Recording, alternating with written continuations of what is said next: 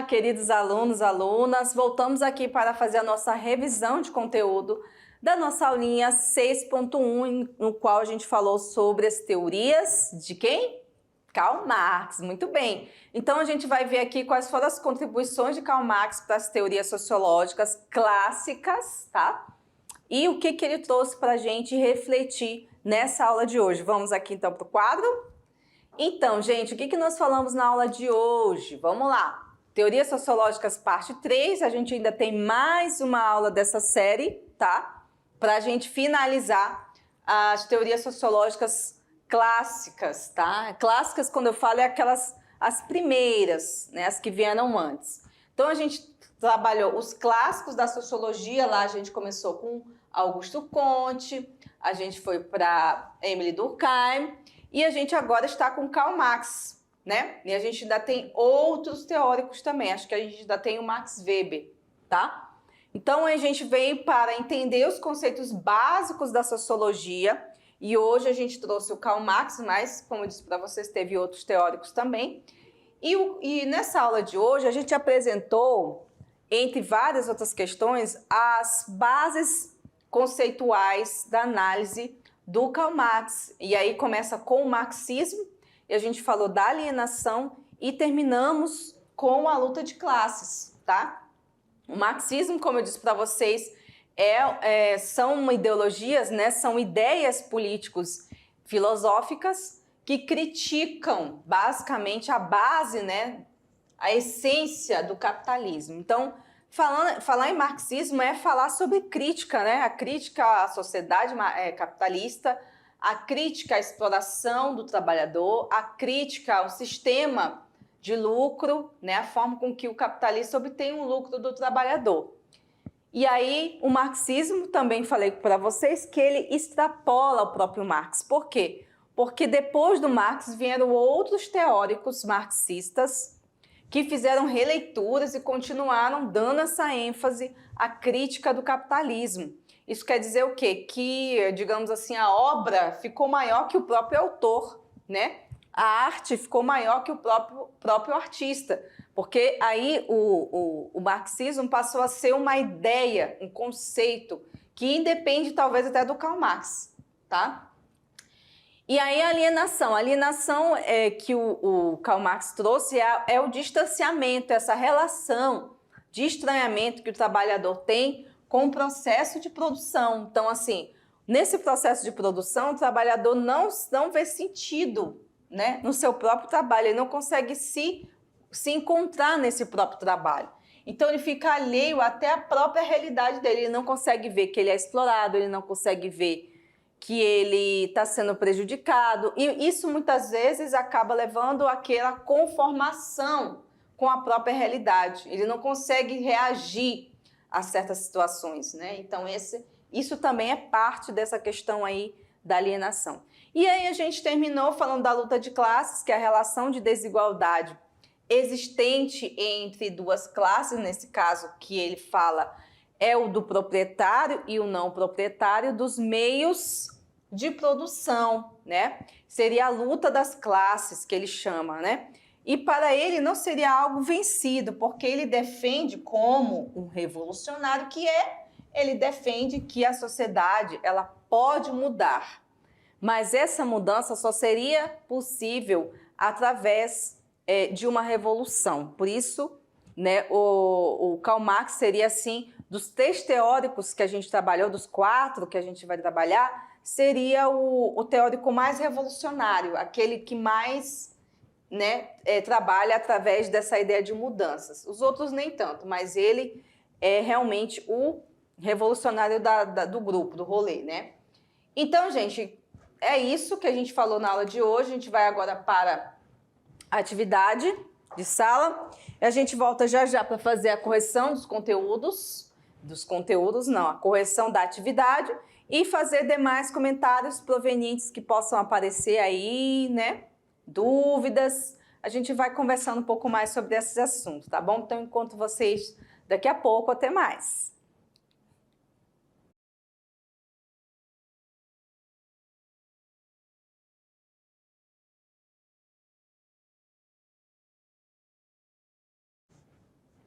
Olá, pessoal, galerinha da mediação, primeiro ano, voltamos aqui para a correção da atividade da nossa aulinha 6, agora a gente vai para a aula 6.2, onde a gente faz a correção. Vocês tiveram um tempinho aí para poder resolver esse conteúdo, resolver essas perguntas, discutir com os colegas, né? E lembrando que você que se tiver ainda mais alguma dúvida, se parar alguma coisa que você não entendeu, gente, a aula da mediação ela fica no canal, tá? Então, toda vez que vocês tiverem alguma dúvida, voltem lá no canal, na aula e assistam quantas vezes vocês precisarem, porque aí vocês podem estar tirando essas dúvidas, vendo alguma coisa que vocês não prestaram atenção, né? Então, fica aí disponível, se inscreva no canal, ative as notificações e vejam que vocês podem estar sempre revisando todas as disciplinas. Aula de geografia, matemática, sociologia, vocês podem estar assistindo, tá bom? Então, combinado, não fiquem com dúvidas. Se tiverem dúvidas também, mas na aula eu não consegui entender, professora, aquela dúvida. Mandem a pergunta para o professor ou para a professora que está aí com vocês. Eles podem mandar essas dúvidas para a gente através do WhatsApp no grupo. E a gente pode estar fazendo um áudio ou um vídeo falando, dando uma explicação a mais para vocês sobre esse determinado conteúdo, tá bom? Então, não fiquem com dúvidas. A ideia é essa. Se precisar, a gente está aqui para atender vocês. Muito bem. Isso também vale, gente, para a atividade extraclasse, tá? A atividade extraclasse é uma atividade que vale ponto, só que é uma atividade que vocês vão fazer fora essas que vocês já fazem no dia a dia, na aulinha. Vocês vão fazer essa atividade, vocês vão postar, vocês vão poder fazer em grupo. E aí eu sei que surgem muitas dúvidas nesse processo. Então, se vocês também tiverem dúvidas da atividade extraclasse, vocês pedem para a professora mandar um áudio para mim, ou um vídeo, ou vocês mandam um escrito, que aí eu vou buscar ajudar vocês no que eu puder, tá bom? Então, combinado assim. Vamos então para perguntas? Vamos lá? Vamos parar de enrolar? Bom, gente, a gente vem para a primeira pergunta, que é para um vestibular, né, de medicina, 2021. É o seguinte. Gente, vocês estão vendo que essa imagem aqui eu já falei, né? Lá na nossa aulinha. Então, é repetida, figurinha repetida. Vamos ver se vocês vão sacar, então, a pergunta. Marcos, eu comprei um celular caro. Essa até é engraçada, né? Agora eu virei uma capitalista? Ele diz, não, você vendeu sua força de trabalho e comprou um celular de um capitalista.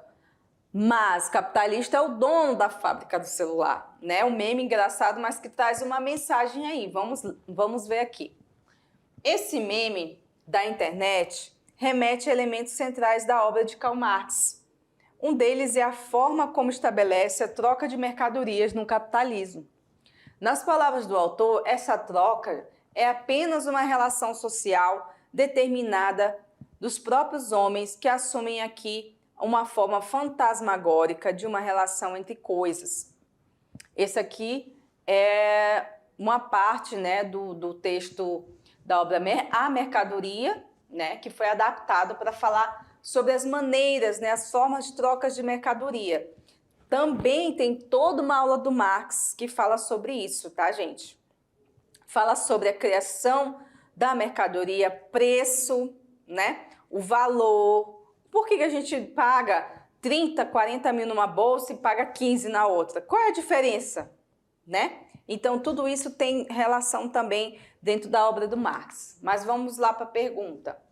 A partir do meme do texto acima, podemos concluir que, letra A, o Marx procurou mostrar a relação entre o proletariado e a produção de celulares? Será, gente, que foi isso? Letra B, o preço dos produtos estão relacionados exclusivamente com os custos de fabricação? Será, gente, que é só calcular os custos de fabricação e pronto, já é o preço do produto? Sei não, hein? Vamos lá, letra C. A troca entre mercadorias não é uma relação social, e sim algo que já vem pré-determinado. Sei não, hein? Será? A letra D. O meme mostra que as maneiras equivocadas de interpretação da crítica marxista. Será, gente? Bom, então aqui a questão correta é a letra D.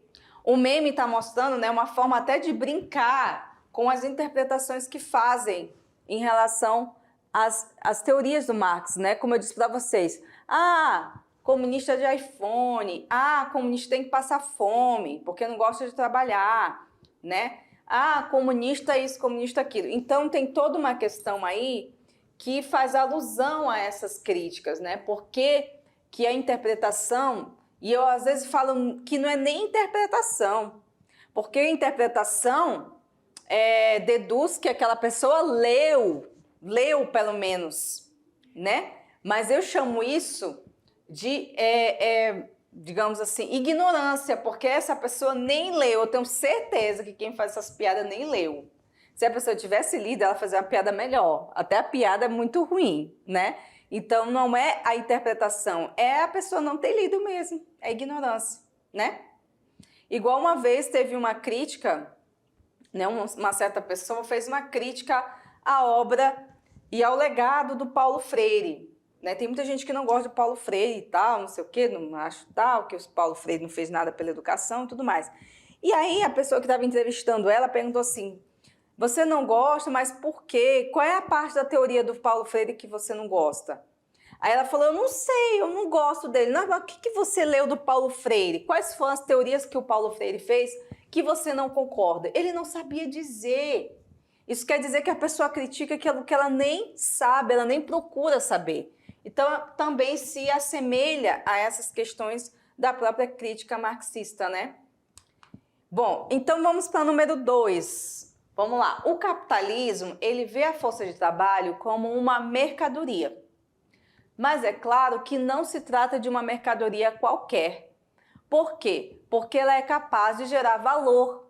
O operário é um indivíduo que, nada possuindo, é obrigado a sobreviver da sua força de trabalho. Fato, né, gente? É sobre isso. Tá vendo? É sobre isso que eu estava falando. Segundo Karl Marx, a força de trabalho é alugada ou comprada por meio de quê? Mais-valia? Do lucro? Do salário? Da alienação ou das relações políticas? E aí, gente? Como que o capitalista consegue, né, o lucro que ele quer através do trabalho das pessoas? Como que ele consegue isso? Isso eu expliquei para vocês aqui no final da nossa aula, vocês sabem. Ou então vocês voltem lá para assistir, porque eu falei, tá? Vamos aqui a resposta correta, então? É a letra, aliás, do salário, né? A letra C, do salário. Então, gente, como é que ele consegue fazer? Para fazer com que as pessoas trabalhem para ele, é pagando o salário. Mas esse salário aqui é um salário simplesmente para sobreviver. Então, o que o trabalhador não tem, né, que é o meio de sobrevivência, ele vai ter para sobreviver apenas o seu salário. Seja ele qual for o valor. Aí vai ter trabalhador que vai ganhar mais, outros vão ganhar menos, né? Por meio de... Aí vai variar conforme a classe. Né? A gente tem a classe dos médicos, a classe dos engenheiros, a classe dos professores, a classe das empregadas domésticas, a classe... Então, cada classe aí vai ter o seu salário. Que é o quê? Que é o valor pago pela sua força de trabalho, tá? Pode ser alugado ou comprado, enfim, como queira. Vamos para a questão 3, então? No contexto marxista, a diferença de condições materiais está associada ao acesso aos meios de produção. Isto é, o acesso aos diferentes meios que existem em uma sociedade para a produção de bens e consumo. Qual seria, então, o principal problema do sistema capitalista segundo o Marx? É a riqueza, gente? Não, né? É porque ele odeia riqueza, odeia? Não sei. Vamos ver aqui as alternativas? Letra A. É a exploração do homem pelo homem o maior problema? Ou é o materialismo histórico? Ou é o materialismo dialético? Ou é o acúmulo do capital? Nessa relação aqui, dessa produção de bens para consumo, a crítica principal do Marx era essa aqui, ó. A exploração do homem pelo homem. Então, assim, sempre vai ter o dominador, né, aquele que vai ter os meios de produção que vai dominar o outro ser humano, o outro homem, nessa casa, né? Pode ser homem ou mulher, que vai ser o dominado. Então, ele vai ter que sempre trabalhar, né, por um salário, mas no final das contas enrica o dono dos meios de produção, né? Esse é o grande problema que o Marx critica. Bom, pergunta do Enem, vamos lá, número 4. As sociedades modernas são complexas e multifacetadas, mas é com o capitalismo que as divisões sociais se tornam mais desiguais e excludentes. Marx já observara que só um conflito entre as classes sociais, aliás, entre as classes, pode promover a história. Assim sendo, para o referido autor, em qual das opções se evidencia uma característica de classe social? Vamos lá. Letra A, o status social e a cultura dos indivíduos. Letra B, a função social exercida pelos indivíduos na sociedade. Letra C, a ação política dos indivíduos nas sociedades hierarquizadas. Letra D, a identidade social e cultura coletiva. Ou a letra E, a posição em que os indivíduos ocupam nas relações de produção. E aí, galera, como que você define, né, as características de uma classe social? Tá fácil essa, hein, gente? Vamos lá? Letra E, exatamente, gente. É a posição que os indivíduos ocupam nas classes e da relação de produção. Então, a gente tem aqui a pirâmide, ó, o burguês e o proletariado. O burguês são os donos, eu vou botar aqui donos dos meios de produção. Ele é o quê? O DMP, donos dos meios de produção. O proletariado é o trabalhador. Coitado, só tem uma letra, um T, né? Trabalhador. Esse trabalhador, né, ele pode se dividir em várias camadas aqui. Por quê? Porque vai ter os status, vai ter a classe dos médicos, a classe dos advogados, a classe das trabalhadoras rurais, das domésticas, dos professores, né? Mas todas essas classes aqui, ganhando salários diferentes, de alguma forma ela precisa vender a mão de obra dela para esses aqui, ó, para o DMP, donos do meio de produção. Então, todas essas aqui, mesmo que tenha um advogado que ganhe 10 mil e uma doméstica que ganha 1.000, eles serão também proletariados, porque precisam vender sua força de trabalho. Então, nesse sentido, a posição que os indivíduos ocupam nessa classe social, nessas relações de produção, vai determinar o quê? A sua classe. Tá aqui, ó, sua classe social, tá bom? Então, é basicamente isso, beleza? Número 5. Explique o conceito de luta de classes, que a gente falou também. Segundo Marx, gente, a luta de classes, né, a sociedade tem uma divisão, né, e essa divisão são as classes sociais, que é consequência dos papéis desiguais que os grupos sociais têm no processo de produção. A ideia central de Marx é de que a sociedade se divide em classes sociais, e essas classes sociais da sociedade capitalista, elas são divididas entre a burguesia, que é a classe capitalista, e o proletariado, que é a classe trabalhadora. Muito bem, tá fácil, né? Conseguiram acertar aí?